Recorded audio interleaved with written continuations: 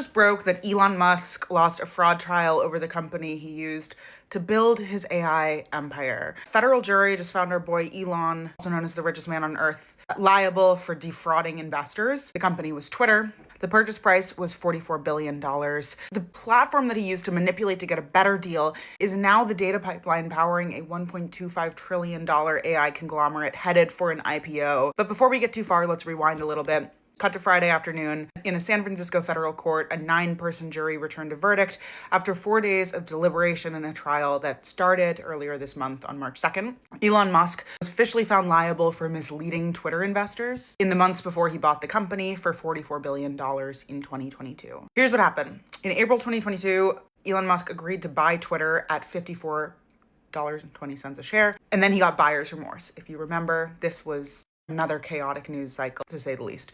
Over the next several months, Elon Musk was publicly trashing Twitter. He was tweeting that the deal was temporarily on hold. He was claiming Twitter was overrun by bots. He said the deal cannot move forward until the CEO proved that the bot count was under 5%. In some circles, we call this playing hard to get. It could also just be being Elon. Twitter's stock cratered. It fell 40% below his original offer price while the deal was in limbo. Shareholders who sold during that time, teachers, nurses, people with 401ks, lost money. They sued now, arguing that Musk tanked the stock on purpose so that he could renegotiate or walk away with a better price. The judge agreed partially. They found that 2 of Musk's tweets were misleading, caused real harm to investors. They then absolved him of one podcast statement that they ruled was an opinion, not fraud. And they said that he didn't engage in a deliberate scheme, but the core finding does stand that Musk misled investors and was found liable. Damages could hit over $2.5 billion. The jury awarded between $3 and $8 per share per day over a 5-month window. His lawyers are calling it a bump in the road and plan to appeal. Elon Musk's testimony was characteristically something else. He told the jury if this was a trial about whether he made stupid tweets, he would say he's guilty. He called Twitter's bot calculations BS and said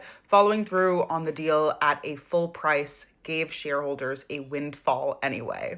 His legal team tried for mistrial multiple times, arguing Musk can't get a fair trial in San Francisco because people don't like him. The judge, however, was not having it. Here's why this matters beyond the verdict. So after Musk bought Twitter, he renamed it X. In March 2025, he folded X into his AI company, XAI, in an all-stock deal. This valued X at $33 billion. That is $11 billion less than what he paid for it. And then in February of this year, SpaceX acquired XAI in the largest merger in history, $1.25 trillion combined. SpaceX at $1 trillion, XAI at $250 billion, and X, the platform at the center of this fraud verdict, is now buried inside that structure as a data pipeline for Grok. So if you track the chain, Musk buys Twitter for $44 billion, loses 70% of its value, gets found liable for fraud during the acquisition, merges it into his AI company, merges that into SpaceX, plans to IPO the whole thing in July at $1.5 trillion. So if you want to buy SpaceX stock this summer, you're also buying the platform that a jury just said was acquired through misleading package deal. It does get worse. Elon Musk a week ago publicly admitted that XAI was not built right the first time around, is being rebuilt from the foundations up. This is 6 weeks after Tesla invested $2 billion of shareholder money into XAI. 10 of XAI's 12 co-founders have left. Several are reportedly starting their own company together. AI is the land of spin-offs. Meanwhile, the plaintiff's attorney said something that cuts to the heart of every story we've covered, maybe on this account about Musk. If you're able to move markets with your tweets, you're responsible for the harm you cause to investors. So if you can move the markets, you can own the consequences. His lawyers called the verdict a bump in the road, but for everyone else, the road is actually the problem.